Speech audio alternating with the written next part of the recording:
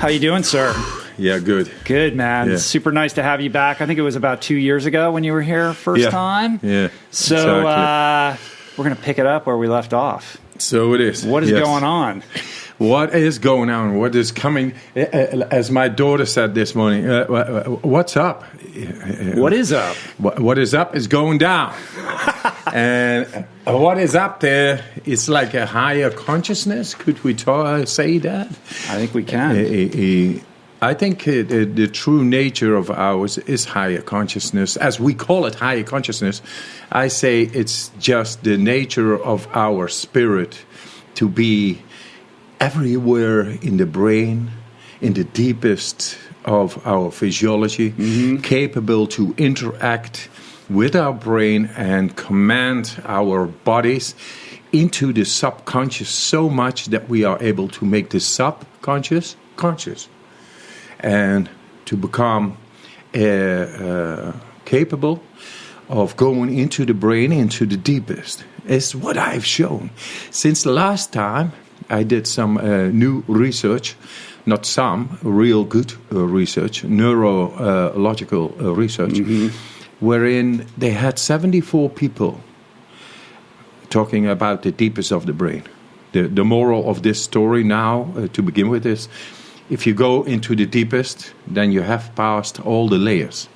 That means not only 20% of our brain we can use, I say 100%. That's my moral. That's my topic today. And you understand because you made this switch. I didn't understand who you were, really. Just a nice person in front of me.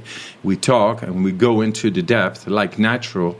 But I didn't know nothing about your history. Only my daughter told me this morning. Yeah. I got bloody respect for what you did, man. Oh, thank you, sir. Becoming so big and in society, being swallowed by society, getting in there and then completely change the paradigm within yourself, becoming the man you are, fighting and working on the good for humanity. Well, I appreciate that. I think that our stories are very different, but if there's a similar thread, it's that people look at the things that I've done and they tend to hone in on the athletic accomplishments in the same way people look at your world records or these feats and stunts that you've accomplished. But truly, it's a spiritual journey, my friend. Yes, and it's about raising your consciousness. Exactly. That's ultimately the foundation beneath all of this. Let me say something in this realm. So 2 years ago, we came together and we found out, hey, we got common ground and depth. And I was into the Vedas and Sanskrit and you're Japanese. A yogi in the ancient tradition of yogis. That's what you are. That's this year they wanted to give me an award in India for excellence in yoga. I said, just wait a little until next year. Because when we get evidence for scientific evidence that we are able to do much more than we think, and we make it common ground, that is excellence in yoga. Yoga is unity, unify, and bringing it and making it accessible for everybody. That's that you did what you did, for example, that's great. But what you do for humanity right now in bringing it out, that is enlightening to the soul itself. And I feel invigorated. Yeah. I feel the soul. I think that there's a little bit of an arms race going on right now because we are suffering from a crisis of consciousness. And people like yourself are beacons. You're a lighthouse of hope, awash in a sea of confused people and a lot of momentum behind systems that are working very actively and diligently to destroy this precious planet, keep us sick and enslaved. Exactly. And so who is going to win this arms race? Yes. I call it, a battling and tackling the real terrorist, which is to me depression, bipolar, anxiety, fear, trauma, PTSD, all those things in the mind. We have no control over the mind, and we are manipulated, I have to say. This is the way the power system is able to manipulate and have people work for people earning 2,000 times more than somebody else. It's the same soul. Doesn't make sense anymore because all this industry and all. Okay, I say stop it. And now all these epidemic proportions of mental disorders and not feeling good. How is that? So I did study. Now, because I can talk like a hippie and say, hey, we got to change the world, revolution time, and love and flower and power. You need science, though. Yes. And so I went, they had me tested how, if I would be able to, under severe stress of, say, cold is stress, and it is stress on the cells biology in the brain as in the body, and we have no control over the stress. And this stress was within this experiment wherein they had me shoven into a brain scan, and 74 people had formerly done the same experiment, and they showed. Dressed in a perfusion vest, wherein cold water streams in, that the skin temperature is just going down when the cold water comes in, and it goes up when it is warm again. Skin temperature. You cannot do anything with your mind. It's just going down. It's going up, going down. This is stress. Stress on our bodies. On the cell's biology, and we have no way to command, to stop it or to stand above it. We have none. But because this is our sympathetic nervous system just regulating this on our behalf. Yes, and imagine wars and traumas and PTSD and depression and all those things is because of this stress getting in our brains, deregulating our hormonal balance, and thus we lose the good feeling. Yeah. And we have no way to control that. Now, 74 persons showed all the same graphics. And I showed the same graphics when I did nothing. But the day 3, I had to show what the Iceman is capable of. And I really did not know what to do. Because, I don't know what to do. But then I began to think back the way I was in nature on Mount Everest, in a whiteout, in shorts. Tranquil, nice, swift, no paranoia. Under the eyes, lost away. No goggles on, couldn't see anything. Where was the hole? No panic, no fear, no paranoia. Even when your retina froze. Yes. Yes. And so many more of those situations, I always had the confidence. And I felt this connection within the body. And I remembered that in Detroit, Michigan, the morning I had to go in the brain scan and show a different graphics when cold water is coming in and warm water is coming in and cold and warm and cold and warm, not affecting the skin temperature by command, by just thinking. Is that possible? And I thought, yes. Of course. I had, through intuition, I had this feeling, hey, I'm just going to do it. So went to the university. They got me in the brain scan. I always say, you give the best, you get the best. And I did it. I made my skin temperature go 1 degree up, and the cold was coming in, and it did not affect my skin temperature, like twice 35 minutes. And then they looked inside. By the way, the cold water, it felt warm. Really warm to you. Very warm and nice. Instead of cold, it was ice water coming in. And I made it warm. And the professor had really a hard time to put ice cubes in the pump, in the reservoir, to make the water cold.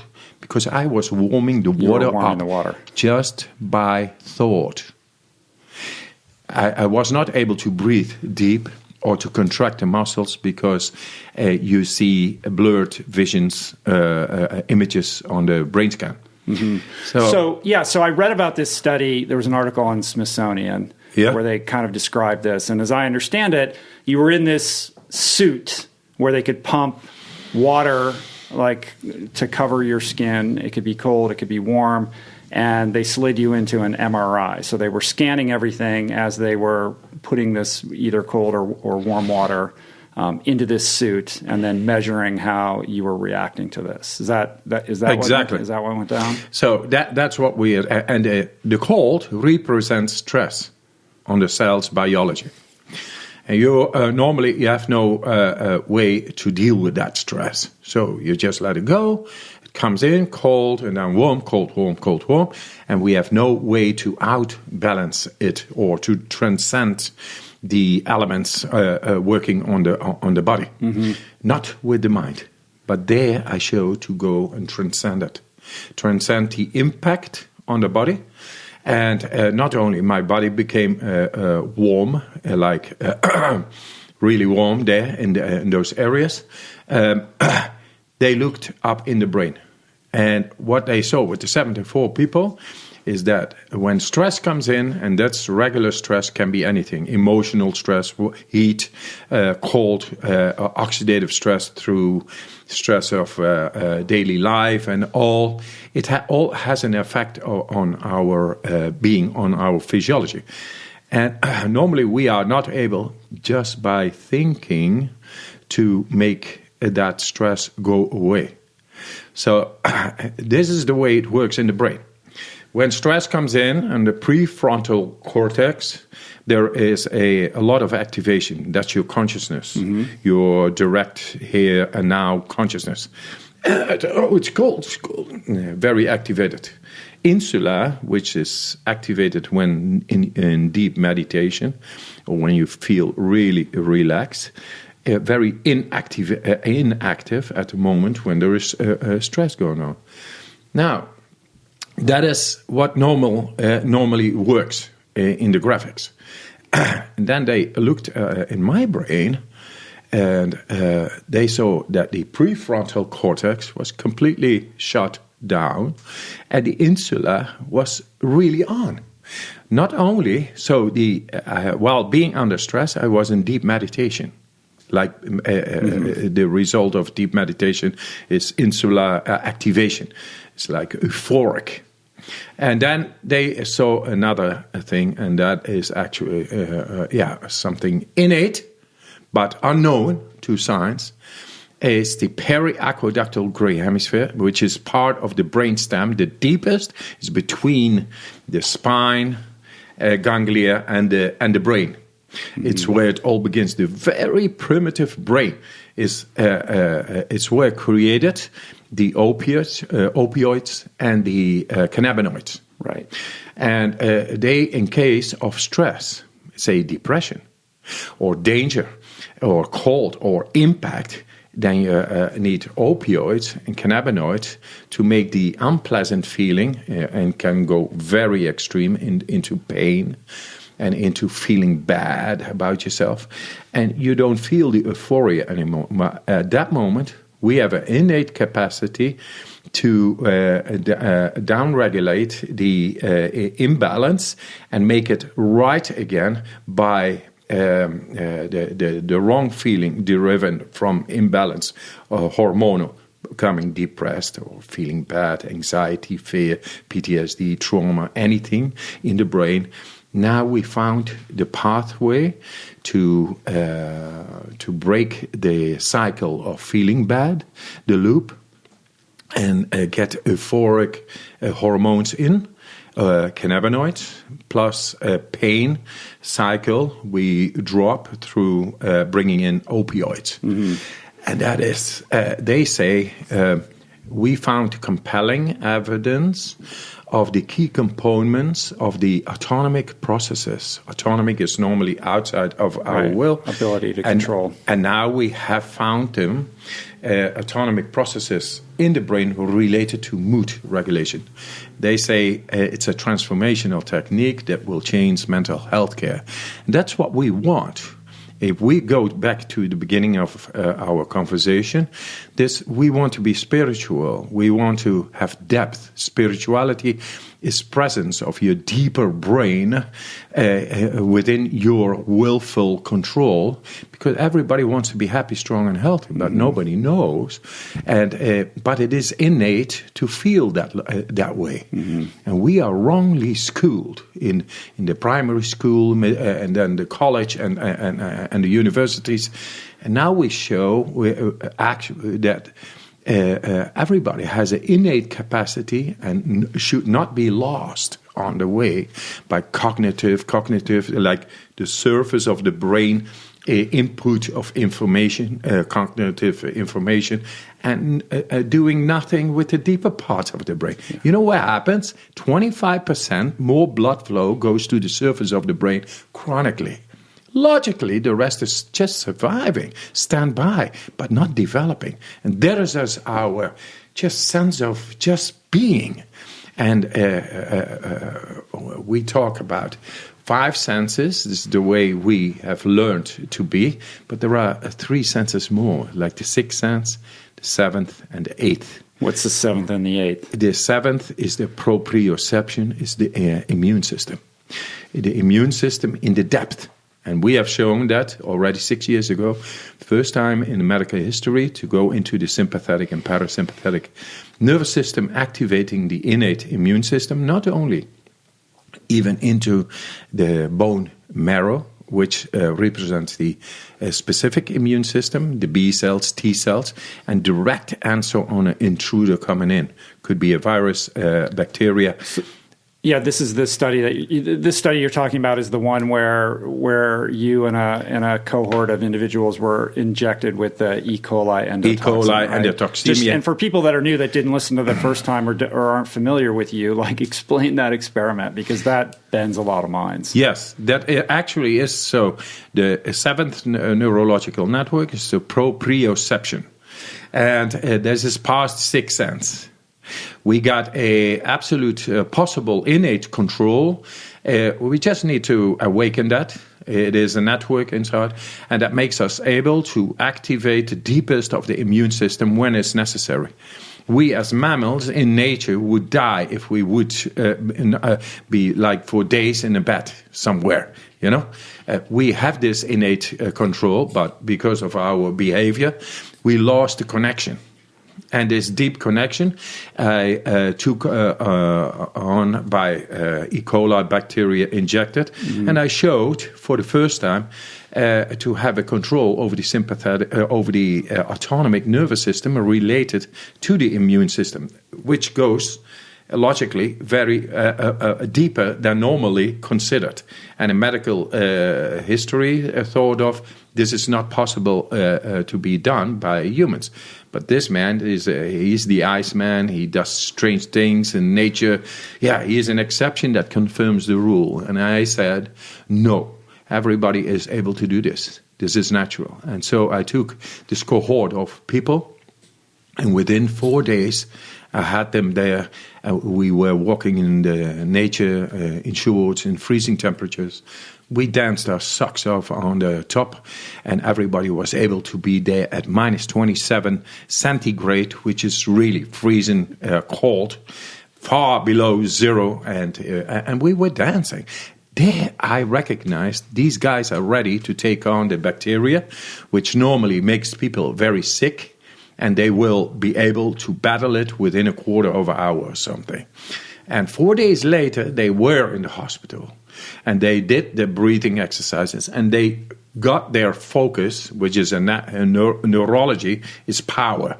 If I'm able, just by my willful neurology, thinking, hey, I don't want to become cold. Well, cold is coming on the body, and the body becomes warm. That's dealing with stress just by thought. So that power everybody has, but we never awoken that power, which is, by the way, network number 8, the interoceptive focus. And for the first time, they saw now in Michigan that I was doing that. They call it the interoceptive focus and top down, which normally they never had seen that. And now I tell, but this is natural. Everybody has it. It is only through our schooling systems and the way we have our behavior that we do no longer understand of the existence of deeper mechanisms, possibly within our control. It's gone. So, but going back to the experiment on the E. coli, they all went into the hospital. They did their breathing, used their neurology, their focus. And within a quarter of an hour, 100% of these guys, after 16,000 and more, 134 people who done the same experiment and all became sick, then suddenly 12 people randomly chosen of the 18 I trained in 4 days. They were exposed to the bacteria, injected, and within a quarter of an hour, all had control. And with that, we showed that the specific immune system, innate immune system, autonomic nervous system, can be controlled in contrary of what was written in medical history. That means the inflammation in the body, they effectively suppressed.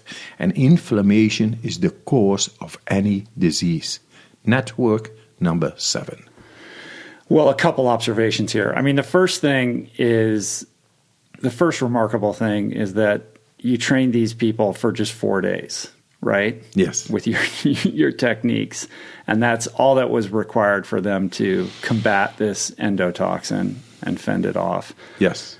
Observation number 2, that we have the ability, the power, the acumen to manipulate and control our immune response, which is something that I think, conventional wisdom would say is something that is regulated outside of conscious awareness or control. So that's a mind blower.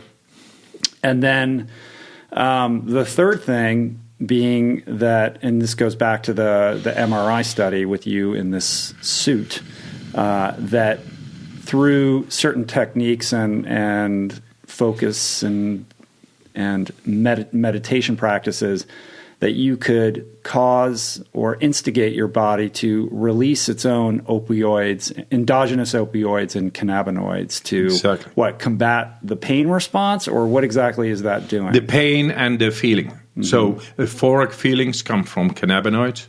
Me coming from Amsterdam, Yeah, it's cannabinoids. I don't even know that I knew that we had endogenous cannabinoids within our body. It's a whole system, endocannabinoid system, and regulates a whole lot of organs within us. All the, the cardiopulmonary area and the gastrointestinal area and bladder. So that's the whole torso. And we are able to regulate whatever is out of balance therein. And therefore, we have the opioids. And there is a crisis on opioids right now. Hey, man, we got them ourselves. So no crisis anymore. Just for that, I'm here. Just to say that. And we got the proof. So, done. Right.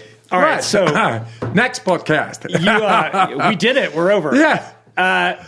You've made some pretty bold claims when it comes to how the body's ability to combat disease, everything from MS to arthritis to diabetes, clinical depression, anxiety, bipolar, and even cancer.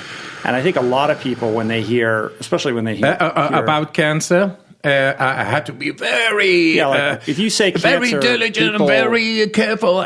But now it has been proven that there is an absolute relationship between the immune system and cancer.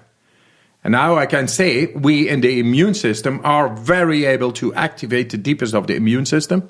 And now it has been proven in scientific papers that they have a direct relationship. So if you are able to activate the immune system in the depth, that absolutely has a positive effect on the cancer cells, on the DNA, on the cell division. We are right now, we just came from Baltimore, fundraising. And one of the top researchers in the world, Elisa Pell, professor in San Francisco, she is leading a new study which we do on the DNA. And when the DNA becomes intranquil wrong, and the telomeres are being affected, then cell division, the wrong one, cancer, can happen. Now they see that what we do is after 12 years, this is what they say, after 12 years of DNA research, and we know by microscopes the way they look like, the DNA and the telomeres and everything. But we never knew how to get there and to influence it at will. And now we got him.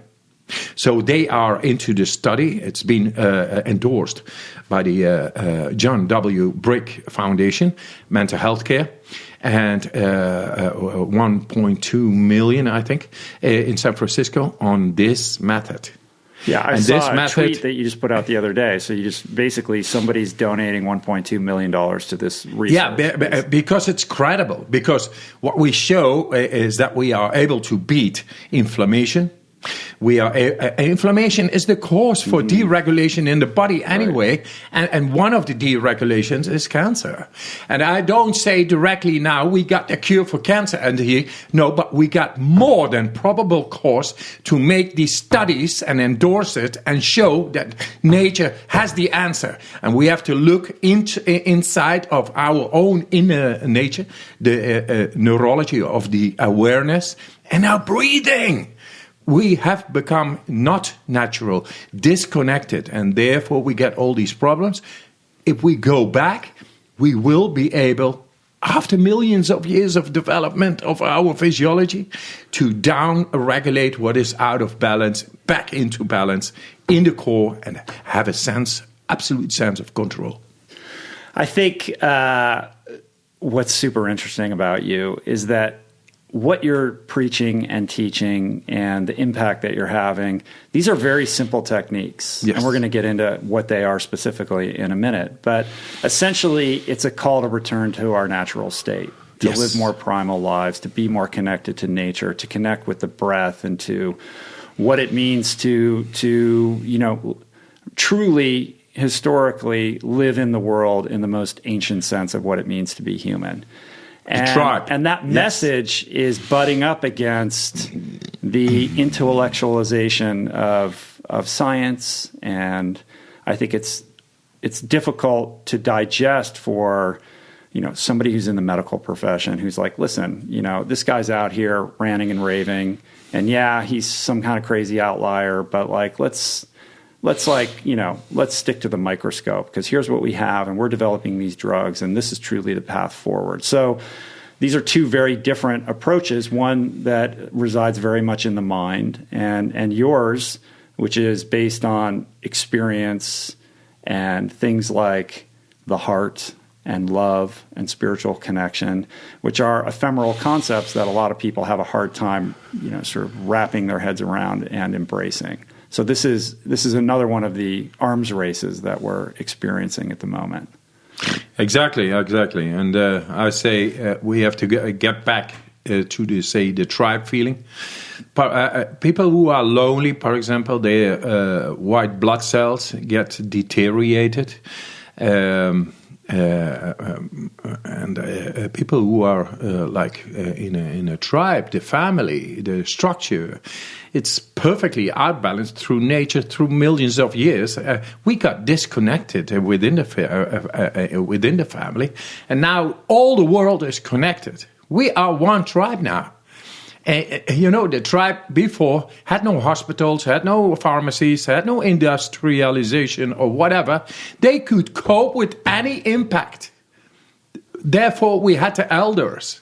And the elders are the storytellers. They know about the experience. What do we do with the elders? We put them in elder homes, apathically looking at a television screen and nothing else. So that's what they found out also in Pennsylvania, Rosito, when there was a cardiovascular epidemic going on in America in the 20s, except for that region. Why was that? finally they became to know, because granddad lives with taking care of the grandchildren. And the people, they meet each other in the street and they talk to each other and they wish each other well and touch each other, oxytocin.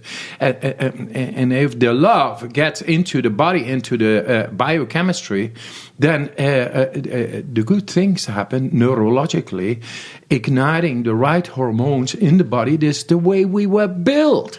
And what do we do now? We became individual. We tense up, the elbow work. Hey, man, I'm better than you. I go faster. I want more. And going into 6 cars is better than 5 cars. And all that nonsense is going.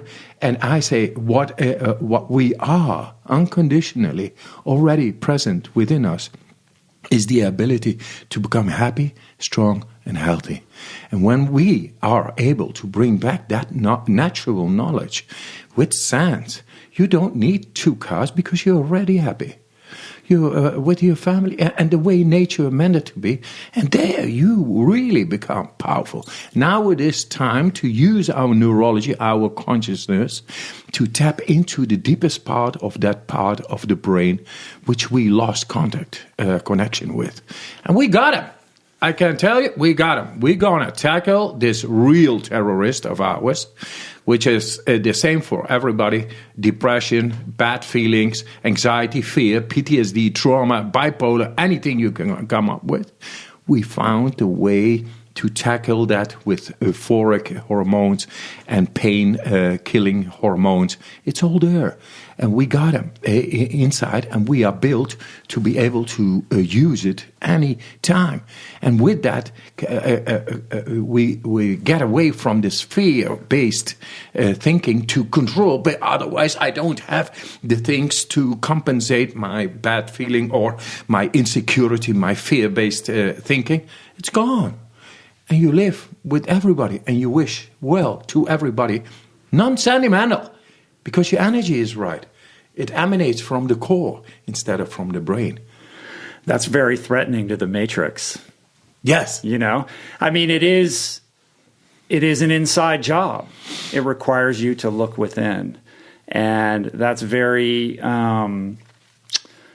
challenging to almost everybody who has grown up in our modern Western industrialized society, where from day one we're born and bred to chase the gold chain and achieve and succeed and all these things that you just said. And that implicit within that promise is, of course, happiness. And most people are chasing that to their deathbed, never quite achieving that which they seek the most, which is a sense of fulfillment and purpose, contentment, connection, all of these things. All of the market forces, the economic systems, the social systems in which we are reared and habitate today are pushing us away from these very things that ultimately, going back all the way to the wisdom of the ancients, are the true holders of this promise of contentment. And if we can find a way to have the wherewithal to invest in that interior journey and engage with our interior selves in that way, we can unlock this universe of potential that we all are walking around with. Exactly, the power of the mind, I call it. We are not built to, why should we have 100% brain when we only are able to control 20%? Doesn't make sense. The sense is, the 20% is because most of the blood flow is always on the surface because of our thinking ways, the neurological pathways we have learned to develop, yes. So I've now found a way to get into the deepest of the brain, and with that, unlocking the possible power of the mind to become just happy, strong, and healthy. Not a circus act. I'm not into, look at me, what I can do, blah, blah. No, I just discover what innately we are capacitated with, everybody.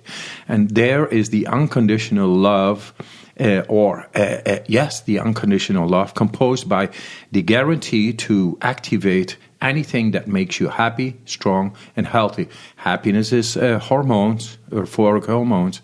The strength is the metabolic processes in the cell, and we have proven that we are able to create more mitochondria, or more ATP. Doesn't matter how it works. Strength is there, is energy, and we are able to guarantee flow therein. We showed that. And then the last one is the health, is the going into the deepest layers of the immune system. It's all there. It was always there. And it is connected to the brain. And now we found the pathways, and it's up for awakening. And with that comes the beginnings of the power of the mind for everybody. And there is the spiritual journey, because it is without thoughts, it's feelings, it's deep, it's like drugs, but then your own. So we got this T-shirt, I could get high on your own supply. Yeah. And it's kind of nice. But first, let us clean up the place. And get into learning people to control and outbalance their depression, bipolar, anxiety, fear, that it is no longer needed, because 20% will become 100% control in the brain. So let's talk about what that protocol is. Like, how do we begin this process of engaging the mind in a new way? Yes.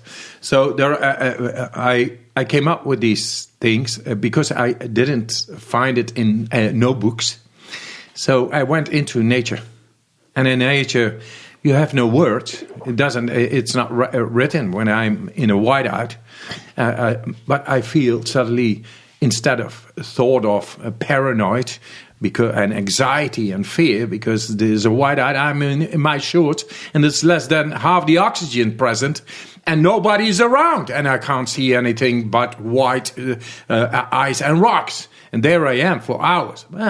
Then feeling that you are not in anxiety, but okay, you feel confident, nice. And surprisingly, you're looking at yourself, hey, it's okay.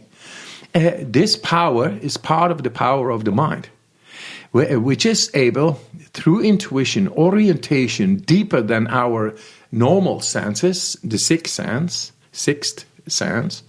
not the sick sense, the sixth sense. I gotcha. It's almost sick in the society, because there is no confidence.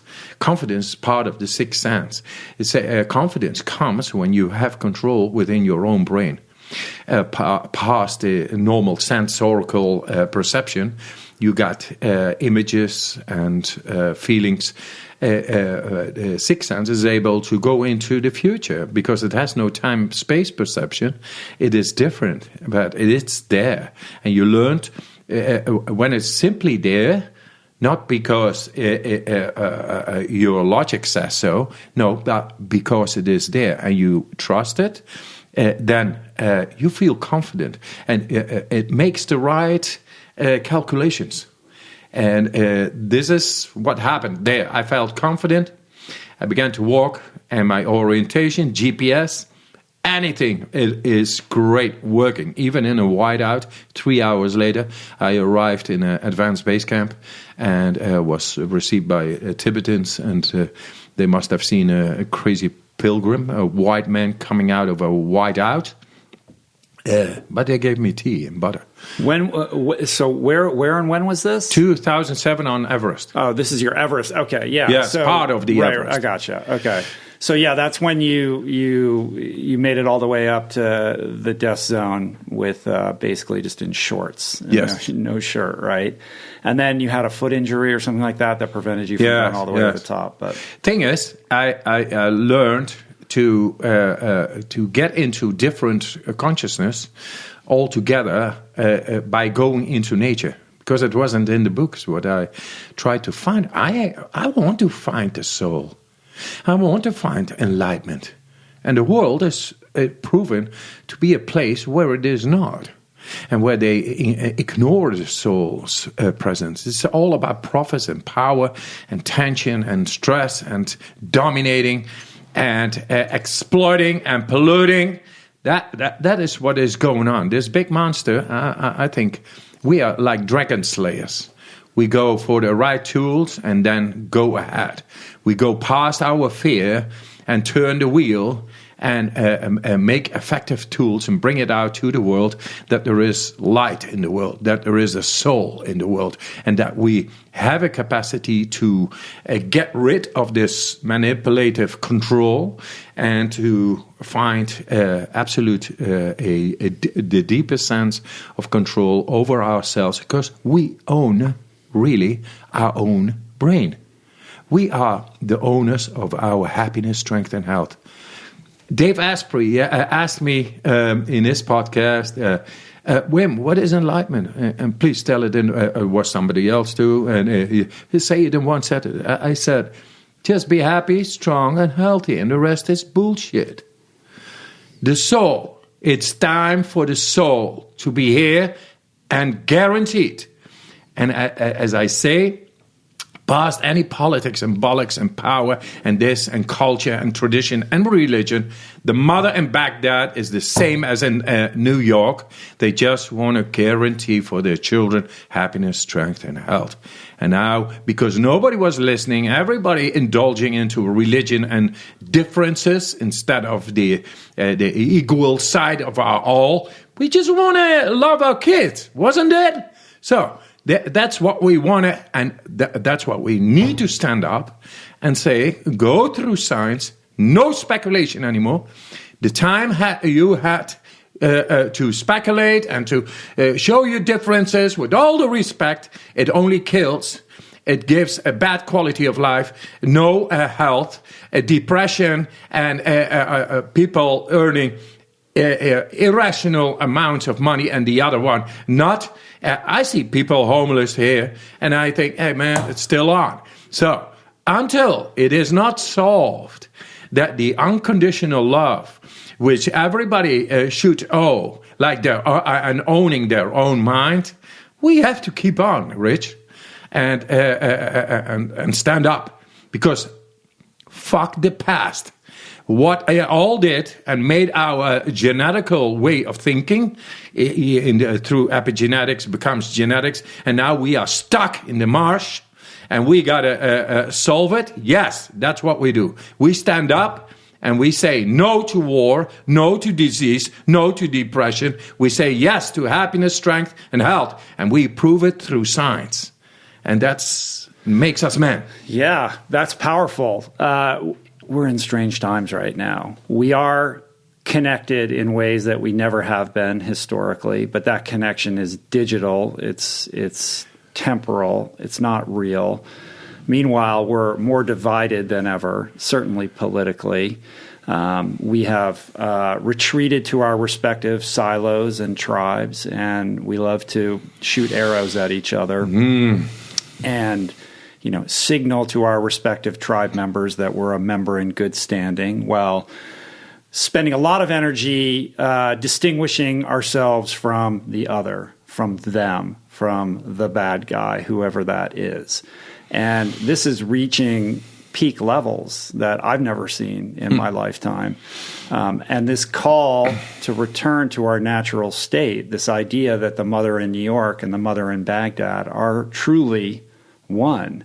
How do we return back to that understanding and that connection that can truly unify us and supersede and heal this divide that we're seeing right now that is perhaps our biggest disease? Yes, heart disease, America's #1 killer, obesity rates through the roof, depression, the world's #1 disability, PTSD, diabetes, cancer, all of these things are killing people at an alarming rate, while we're blindly decimating the planet and with our hands, not on the steering wheel here. Like, this is a crisis of epic species-ending proportions. Like, we can't fuck around here. Yes. And we're running out of time. So the call to return to this primal state of breath, of connection with each other and with nature, as simple and as basic as that sounds, it's still very threatening to the person who is very much a consumer in this society and programmed to behave in a certain way. You're asking them to do some very simple things, but it's interpreted as almost a threat or a challenge to a way of life that is so distinct from everything that they know and have been taught. Yes, if you learn a monkey to be a lion for all the time, it doesn't behave like a monkey anymore. We have lost from our true nature, and with the capacities of our true nature, which is there to learn to have a control over the full brain. I mean, 100%. Because it's the mind, it's the seed of the spirit of the soul. And the soul is the purpose. And we think it is just something randomly chosen by religion, the Catholics and the Protestants and the Islamic and the Zarathustra's or whatever. All these is just a difference. Is a time-space ego. Which doesn't have the real ability or capacity to go into the deeper part of the brain and experience the unifying principle experience, which everybody has. Spirituality is equal to everybody. It has no label. Only the differences where we came from, the time-space perception and ego related to that, those are the first baby steps we learn how to conquer the power of the mind. So, and then from there, we learn from time-space perception to go into timelessness and everything. The soul's presence, the soul now is confined, is imprisoned. And what it shows is disease. And in all kinds of ways, both mental and physical. It's because it's not there, and it only shows, hey, that's why you get sick. You can't cover it up with pills and medicines and kill the messengers all the time, not go to the core. How far, because the power and money goes that way, and that's why it's prolonged and keeping on, and because people are ignorant, they lost hope. And the people, if you really give them the alternative through, say, science, then they are able to reactivate that deep sense of hope within them. Now, this society, you come in and you say, yeah, you got to be the best in the world, and you got to position yourself, become this and that, and that. Those are sympathetic or symptomatic tools you get because everybody's in fear. And nobody knows that if you learn to control the power of the mind, you don't need fear because the beautiful mind is very able to go past the time-space, what is happening in the future, resolving things from the past. That's why we are here. And there is this soul, this inexplicable soul presence. That's why we are alive. And we get to know it and to be that flower and then share it with everybody. Uh-huh. And that's where we go. So here I am talking about it and saying, okay, what is the real way? Okay, I showed as the first one now, again, in the brain scans. Like 7 years ago, I showed it the autonomic nervous system, innate immune system, endocrine system, hormonal system. All can be very deeply influenced. In 4 days with these guys, up the mountain, we danced our socks off while being in extremes of nature because they had the power of the mind present like it is innately there for everybody. But we always are in this fear way, comfort zone behavior, confined the way we have learned, and this is the way we need to be. No, get out. Get into your true nature, and you don't need only hope over there. You feel the power of your own mind, being able to deal with anything that is out there. Thus, absence of fear is a logical thing happening there. So, if you speak to experienced meditators, people who have been meditating for decades, they will share with you experiences that they have had, glimpses of the beyond, or a sense of expanded consciousness and awareness and connection and unity. But for the most part, they will say these experiences are few and far between and they're fleeting. The more you practice meditation, the more you can drop in with greater facility, and it becomes easier, just like anything that you practice. But this is a lifetime commitment. And you're here saying in 4 days I can basically now within an hour. Now within an hour. Okay, yes. within an hour. An hour. Give me an hour, man. What is it? Like we talked about this last time, but the cold exposure and these feats that you've done, those are the things that create the clickbait titles, and that's what people want to talk about and what they're interested in. But my impression, and please correct me if I'm wrong, is that this is much more about the breath work and the way that the breath and these meditative practices that you teach are portals or ways of garnering control over these traditionally thought uncontrollable aspects of our awareness and our brain, lizard brain. Yes, it is absolutely rich. Good resume. Nice. Yeah. It's like a diving board. I can use it. We'll dive in now. I make somersaults, man. Go on your next rant monologue. Yes. I'm here to receive. Right on. So the thing is, mindfulness, for example, and seasoned practitioners of mindfulness have been studied very well. A lot of research has been done, like hundreds and hundreds of papers, and it all shows that they are able to tap in and deeper parts of the brain, which is learning how to decrease blood flow in the surface and get it deeper. And thus they become activated, those deeper parts of the brain, and they feel like nice, good. And sometimes they peak and they get even deeper.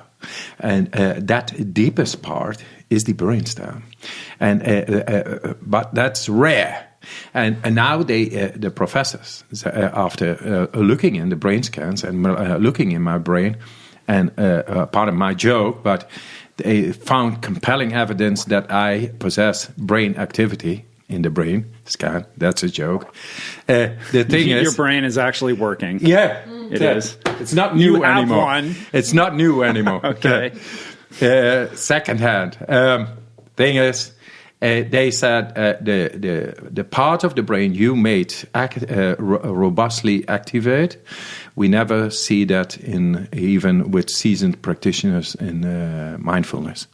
In different areas of the brain. In different, deeper areas of the brain, and especially under stress. And stress is the killer in society, and people are not able to tap into the depth of the brain no more. And now we found a neurological pathway into the deepest part of the brain, and everybody is able to learn to activate that. And if you just repetitiously go a couple of times, then it becomes stronger, this neurological pathway, thus the control from the surface of the brain into the deepest part of the brain. And if you are able to go actively into the deepest part of the brain, you are able to go in all the ways in between. That means all the parts of the brain. In Hanover, we showed that the breathing technique is making 100% activity of the brain. Suddenly, the neurology, the electricity, is activated everywhere in the brain.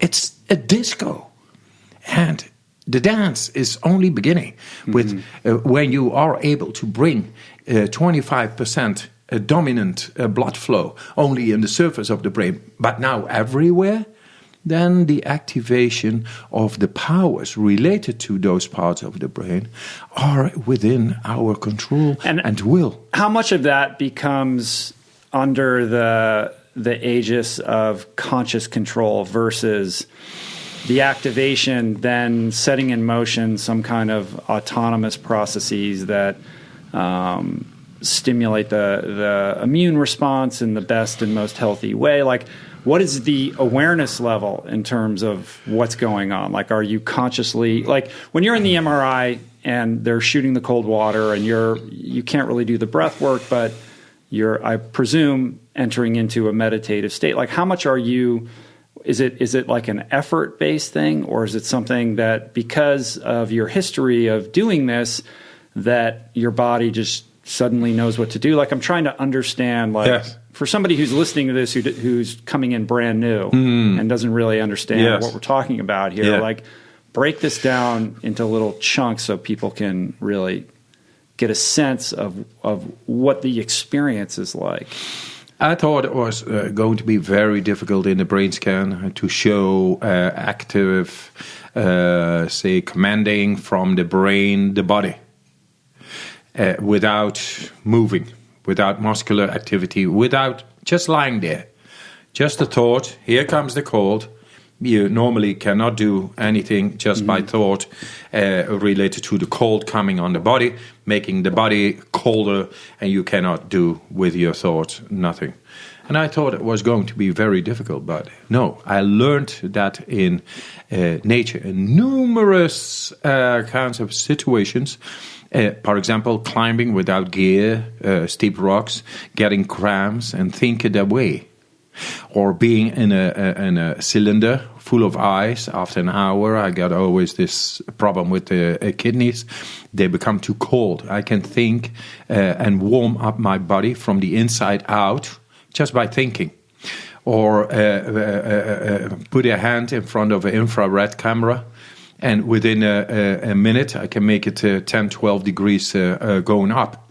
Just your hand? Just my hand. And are you thinking that? Like, are you... Yeah, just do it. Right. And so there I was in the brain scan, and I thought, I'm just going to give it my shot. And what I did, because there's a terrible noise going on, they asked me to meditate. A brain scan, they said... Right, the MRI machine, yeah. Meditate on that. No, I just began to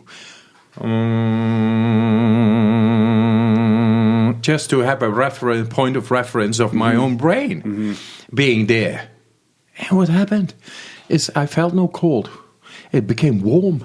I could even wander off with my thoughts to the place and feel the warmth. And it is not difficult to learn to command the body top down by your thoughts and be the master over your own physiology.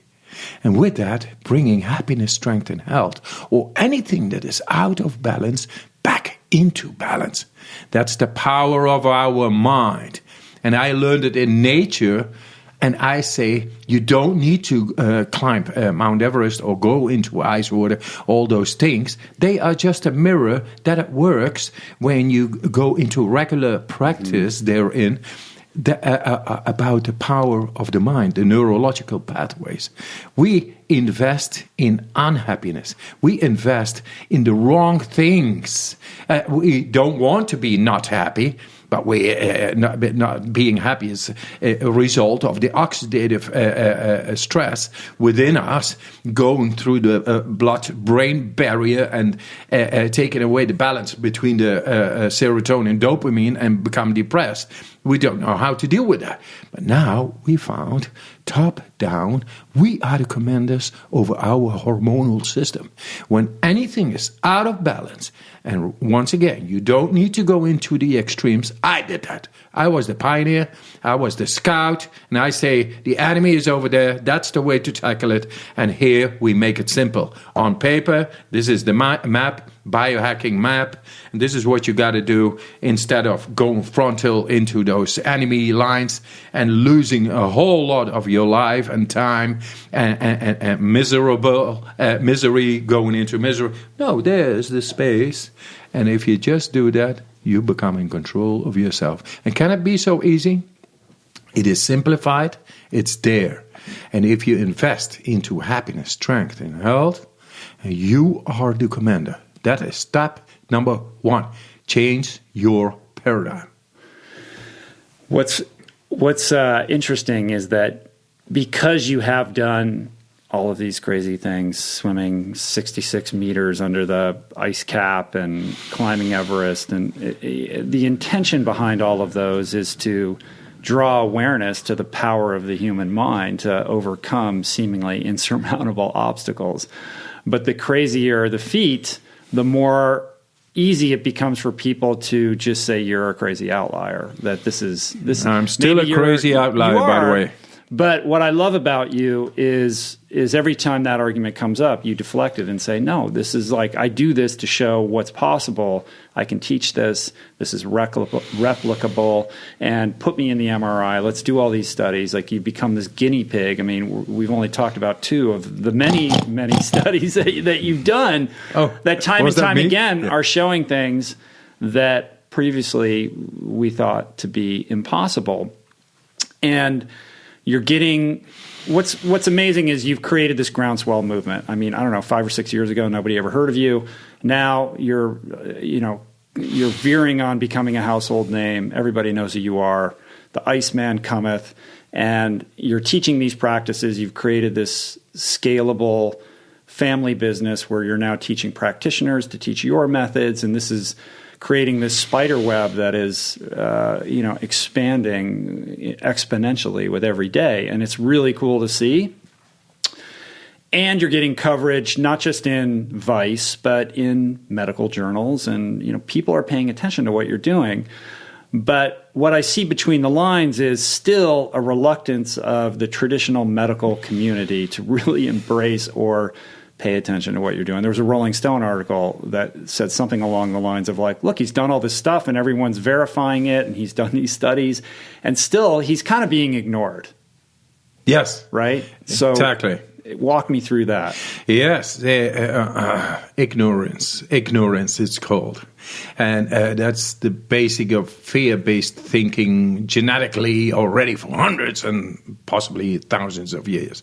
It's the power system. The power system is still on. People just want more and more, couple of people, and they never are satisfied. It's a mind so much in control over others, but not over themselves. And so if they, people in power are not necessarily more happy than somebody else. It's just they are the crazy outliers, not me. I just want to be in nature. I want to be with my mother, my father, with my kids, and all together happy, strong, and healthy. I think I'm a crazy outlier. Like, I'm crazy about my wife and my life. And with that comes the whole family. And I'm crazy about it. Fucking bloody crazy. And I will stay being crazy with that. Those are the core values of happiness, strength, and health. And they are present. So I think that's just. And what I see in the world, hey, man, anybody can see that. It doesn't make sense. But it's there. It's the power system. It's the mainframe. It's the matrix. And I think we are little now, but we are becoming bigger and bigger. We are beginning to settle into the hope and trust and confidence of the people that we actually are innately built to be happy, strong, and healthy unconditionally. So that's why I go through these signs. And let us face, hey, you want to battle inflammation and chronic pain? Millions, hundreds and millions are suffering from autoimmune diseases and pain, chronic pain, and chronic diseases. And we found an answer, easy answer to tackle that considerably for everybody. So you better think twice before you say no to this. Then another thing is the mental disorders and the feeling, the connection with your own hormonal system and get high on your own supply. Looks like, hey, this guy is the hippie from Amsterdam. No, I go through neuroscience and show for the first time in medical history that we have an innate capacity to get neurological control over our hormonal system and become happy, strong, and healthy. It's there. So mental disorders, goodbye. Inflammation causing diseases, goodbye. By the way, killer number one, cardiovascular related diseases, a cold shower a day keeps the doctor away. How simple is it? Contraction and dilatation of veins, 3 times the world is within us. and you train it. If you just step a little bit out of your comfort zone behavior and take the cold shower after the hot one, then you tackle the serial killer, the cardiovascular related disease, makes more casualties than any war. Nobody is saying too much about it. It's a silent serial killer, and you are able to tackle it through a cold shower and your own neurology. I'm going to take the cold shower on a regular basis and train vascular fitness, my vascular system, and thus it becomes flexible and not full of sclerosis, calcification, which is stopping the blood flow of going through. And you get a lot more energy. Just take a cold shower. Physiologically, what is going on? It's anti-inflammatory. It's alkalizing your blood. What else is happening? It's absolutely, we did the studies. It's alkalizing the blood.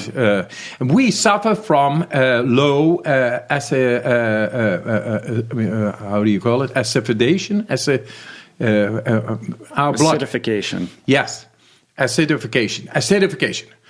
We suffer from that. That's where Chronic acidosis. Acidosis. That gets into the lymphatic system, and in due time, it comes back into the system, creating all these defects called autoimmune diseases. Those are not my words, biochemical professors, they say. And they said, we have to congratulate our colleagues in the University of Nijmegen to have found... University of what? Of Nijmegen. Nijmegen is a place, is a city. Okay. Is a city in the Netherlands. And there we found, by getting the endotoxin inside, we found a way to battle with the cause of autoimmune diseases, which is inflammatory markers, cytokines. And we bring them down within a quarter of an hour. And a part of that is alkalizing the blood. But not only in the blood, also in the lymphatic system. And the lymphatic system has a storage capacity, the garbage. But you need to empty it. And if you don't, then at a certain moment, it comes back into the system after years and years. And nobody knows how it really works. And now we found that we are able to tap into the lymphatic system and cleanse the blood, the liquids. And how much of this is the breath work versus the cold exposure? Is it the combination of these two together? Like, how does that work? So the ice is nice and wise if you learn how to deal with that. Gradual cold exposure. But a cold shower does the trick. Cold shower is really... How cold does it have to be? The way a cold shower is happening right over here. That's cold enough. The thermogenesis, the vascular fitness, the stimulation begins. And you will get more energy because we got millions of primitive muscles within the vascular system, and they all become strong. So they help the blood flow, and the stress of too much heartbeat goes down like 20 minutes, 24 hours a day. That means a lot of stress caused by too high a heart rate is going to be down. Hey, solution. How simple? Just take the cold shower. You do not even think about it. Just do it. You get a lot more energy because all these little muscles begin to help the blood flow. Nutrients, the minerals, the oxygen. It brings it all to the cells. And in the cells, we got the mitochondria. They get the right stuff in the right speed. And you get a lot of energy inside. And the heart rate goes 20, 25 beats a minute, 24 hours a day down. And there is their peace. And while you are in action, you become so much more in command of this chemistry, is when the head suddenly, the neurotransmitters of our thoughts, are able to command what is going on inside. Right. That is number 8, network number 8, the interception, which I showed. That was thinking, cold water comes, skin temperature, I don't want it to go down. It didn't go down. Like 2 times 35 minutes, cold, warm, cold, warm. I just stayed over there. Stayed completely flat, neutral. Yes. Even 1 degree up. So that is we have an ability to activate our body to be protected. Skin temperature or core temperature? Skin temperature, both. Core temperature, skin temperature. And the DNA. Now, this is what they saw in San Francisco. They say what this is like hormetic stress. It's a positive stress that stimulates. It's not undergoing stress. It's you go to the stress. You are the one to activate that stress. You got it in control. And with that, you activate the body to go to its utmost functionality. And there you get a grip on. And with that comes the innate capacity to become happy, strong, and healthy, and outbalance what is out of balance. And it's all there. If you could design, like, what do we still need to study and understand? Like, if you could design the ultimate study to better understand the phenomenon that you're speaking about, what would that look like? Like, what do we need to do next to really dive deeper into what exactly is going on? I always say, the origin of what I set out for, my drive, is because of the soul. This everybody is talking about the soul. Nobody knows what it, God damn it, what it is. And I say, this time we're going to bring the soul where it belongs, with all the core values it belongs to, which is happiness, strength, and health. It's pure goodness. It's inside of us. It's powerful. It's beautiful. It's called love. And this love for life and everybody needs to come back. And because nobody was listening, everybody making war.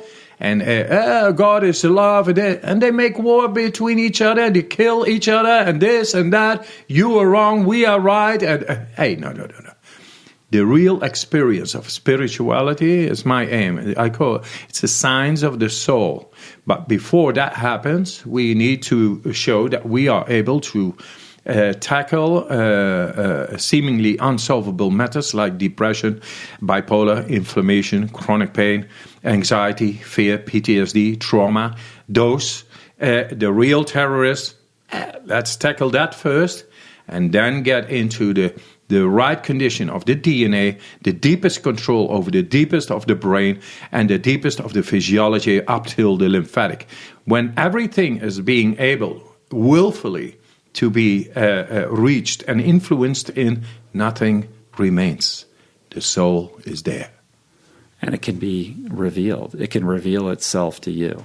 Yes. People are scared of love, though. Yeah, love, the greatest power of the universe. Yeah. You want to be able to, with 1,000 push-ups and enormous Schwarzenegger kind of muscles, and know a whole lot and all that. It's quite fear-based. Love, the family, going back there and recognizing that the beauty is all there and embrace it and being able to be proud like a Maasai warrior with the lions over there and the little lambs over here, and in between, like consciousness, that consciousness. Of course, you should be feared because it is the greatest power of the universe. But it's inside. It's tangible. We make it accessible and clear and effective. In the last 2 years since you were here, I'm sure you've worked with hundreds, if not thousands of people, and now you have all these instructors out there conducting workshops and spreading this message and working with people. What are some of the case studies, like transformations that people have undergone that you've worked with? Yes. We got so many thousands of people. Let me explain. How many people are out there doing this right now? Oh, I think millions. I think millions. Right. And it's on, but I think it's still, the whole world should know that there is a non-dogmatic choice to be happy, strong, and healthy. Evidence-based. That is what I want. There is no dogma around this. It's there. I'm just saying, look at this. You don't have to choose your happiness, strength, and health, but the ability to become that is there. So We got about 40,000 and more testimonials of people who are completely healed of their disease. A variety of diseases is as much as diseases exist on this planet. So it gives absolutely cause to study more, because I think this natural key we found is unlimited. It's only inaugurating a new dimension through a different paradigm into the power of our mind within our control. The soul itself is knocking at our door. So I was training the Navy SEALs in Pearl Harbor. I went and drove up there, and there was the bar, and I was thinking, what I'm going to teach these guys. Day 2 it was. Because I always say things. And then just before the bar, I got a mail of a GP, a practitioner, a woman, a doctor, giving me this mail. And I read it out loud, not out there, just for myself. Hello, I'm Jan. Last year, I jumped from a 3rd story down because I had it with the pain. I woke up in the hospital. My brother told me about you and what you do, about the autonomous this and that and that. And now I just wake up every day. I'm happy and I'm strong. I'm confident. I love you. GP, Jan, so and so. Then I went to the Navy SEALs. And I said, let's win this fucking war. This war on anxiety, and bring real peace therein. Because this is the war really going on in all the world. The Navy SEALs, sleep deprivation, a lot of stress, a lot is there going. And doing the breathing there and convincing them that they are in command, not the general of their own, that they are there. And you have to sometimes just shut up and get in, become the commander consciously, and start with your own beautiful mind and the power of your mind, and to give some water to your garden, then the flowers will come. Well, I'm sure they loved it, because they're already, I mean, that's a population of people who are very familiar with discipline. A lot of respect. And they're always trying to, sort of control their reactions, and, they have to be dialed in on such a higher level than the average human being. I would think that this is like the advanced placement course in how to, comport themselves under high stress situations to function at their peak. Yes, and for that, the cold is a great mirror, because the cold, and especially ice cold water, is really stressful on the cell's biology and our mind. Absolutely. So the cold we use as a mirror to develop more skills of the mind and refine them and develop them more and tune them better, and that's it. And then the cold is of no use anymore, but a cold shower a day keeps the doctor away, keeps on going. It's nice. Mm-hmm.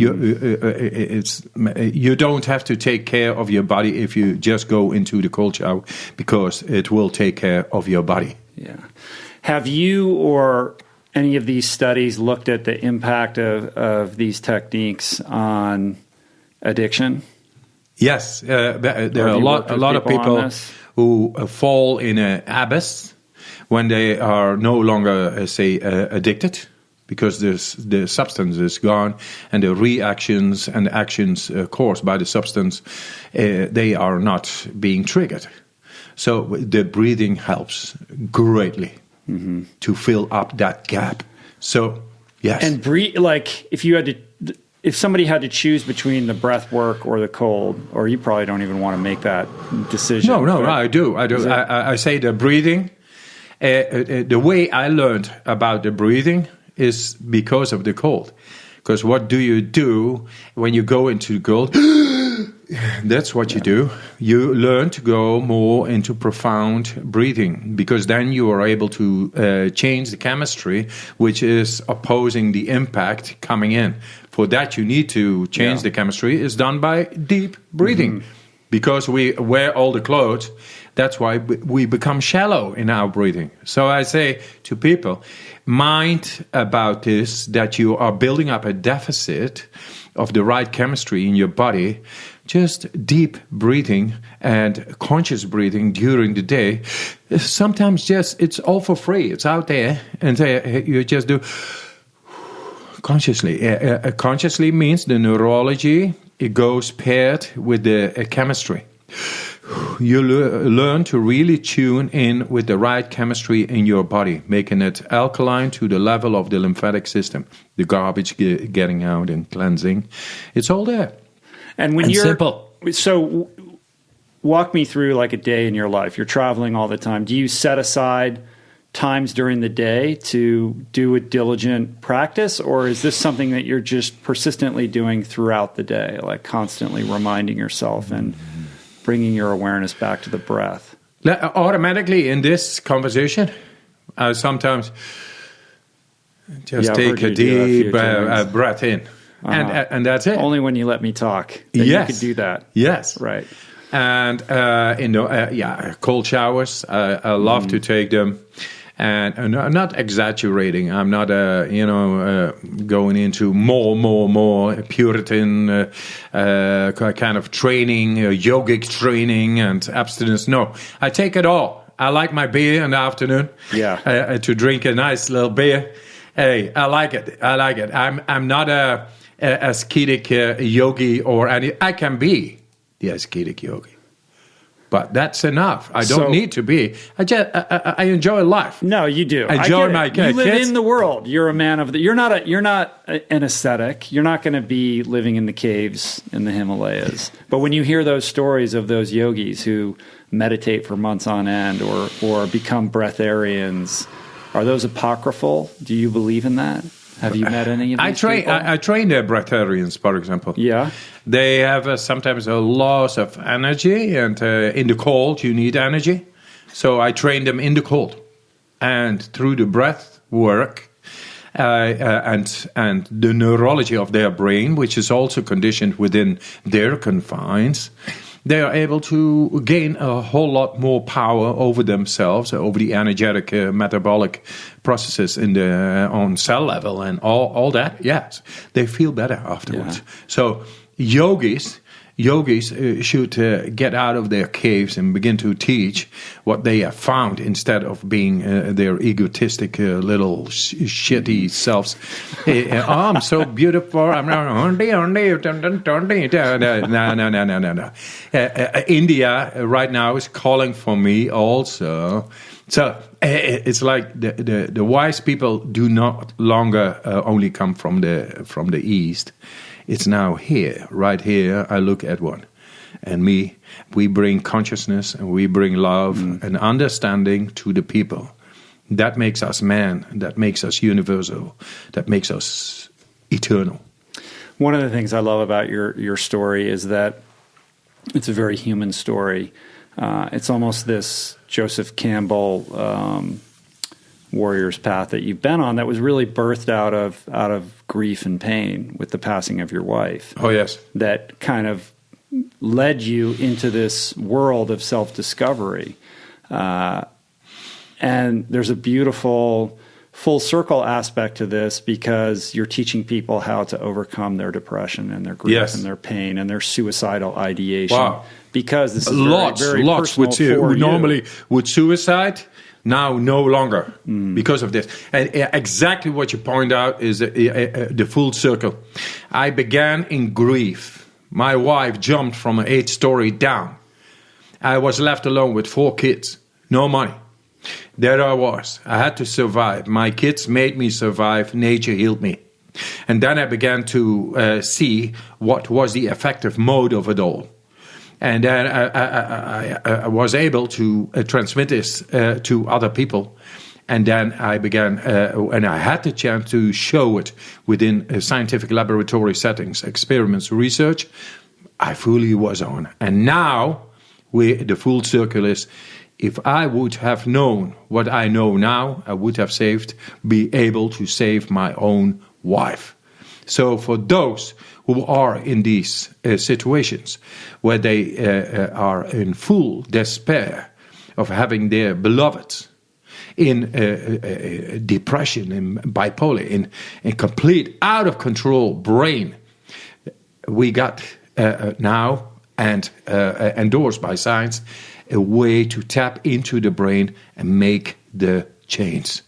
You love your beloveds, do not only love, bring non-sentimental functionality, affectivity toward them, and get it done. It's beautiful, man. What do you think people most misunderstand about you? Yeah, I look like a crazy motherfucker, but I am a crazy motherfucker. The thing is, I'm going to also change the world. And that is normally, he is a crazy motherfucker. Yes, I am. But I'm changing the world. So do understand that. All right, so we got to wrap this up here in a minute. But I want to I want to know what you mean when you say nature can be merciless but righteous, which is something you say often. Mm-hmm. If you go, if you find yourself on climbing without gear, there is no mercy there. You have to think your grams away, otherwise you die. You become blocked, or when you are under the ice, you got to find a way out of there and not go into panic and paranoia, because it kills you. It gets you out of control. On Mount Everest in a whiteout, you got to find a way, otherwise you freeze to death. And many other situations have led to me, nature is merciless, but at that moment you always have a gap wherein you can find a way out. Trust. Deeply trust and be confident that you don't need fear, because you have the control over your mind, even in the greatest of despair and darkest of your moments, to get out, because the light is the love, and the love is the universe, and we got him. The mind truly is the final frontier. Yes, and you are an astronaut into the deep recesses of the uncharted geography of consciousness and the brain, and I commend you for that, man. This is worthy work for your life, and you're doing much good for humanity, and it's greatly appreciated. What's cool is that it's really been done outside of any mainstream media. I mean, you did the Vice documentary, and you get covered in various places, but it's YouTube and podcasts and really this new form of media that is really helping to spread your word. And I think it speaks to the power of how how storytelling has shifted in the way that we receive it as a culture. And I wish you well. Thank you. I want to.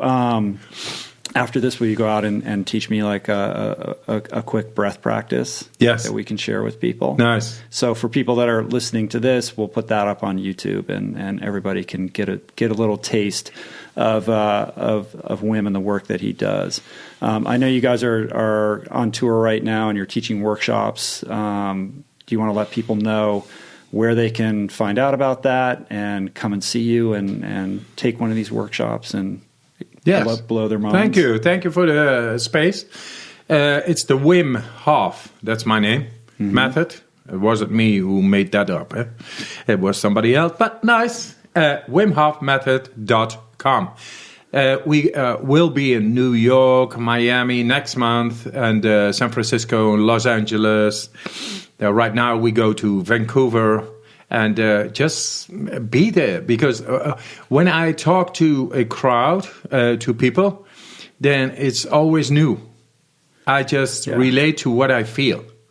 I trust my feeling, and to come up with the right answers, with the right understanding, clarity. And that's because we are the tribe. We are like a tribe. So we have to come up with the existent blockages of energy at that moment. And for that, a live experience is a live experience. Yeah. That is nice. That's good. Know one thing. We found the gateway into the deepest of the brain. And the power of the mind is the future. And we are in control of that. And with that comes the absolute guarantee of happiness, strength, and health. I would not want anything more. Love. For you and for me and for everybody, my friend. Yes, sir. Cool. You should be doing, how come you don't have like a TV show? Are you doing a documentary? Like, would you have any of that kind of thing in the works? Yes, I do. Maybe my daughter knows. What do you say? Are the documentaries coming? Well, there are several documentaries coming, but there's no TV show. No TV show? All right. So we have. Would be great. Stuff to look forward to, TV show. Yeah. Why don't we start one? What would you call it? You want to do that? I'll do a TV show with you. Yeah, man. All right. We'll become rich out, man. and play your role. There you go. All right. Stay cool. Come back and talk to me again. Much love, brother. Yeah, much Peace, love. plants, consciousness. Yes. All good. It's all there. Yep. All right, buddy.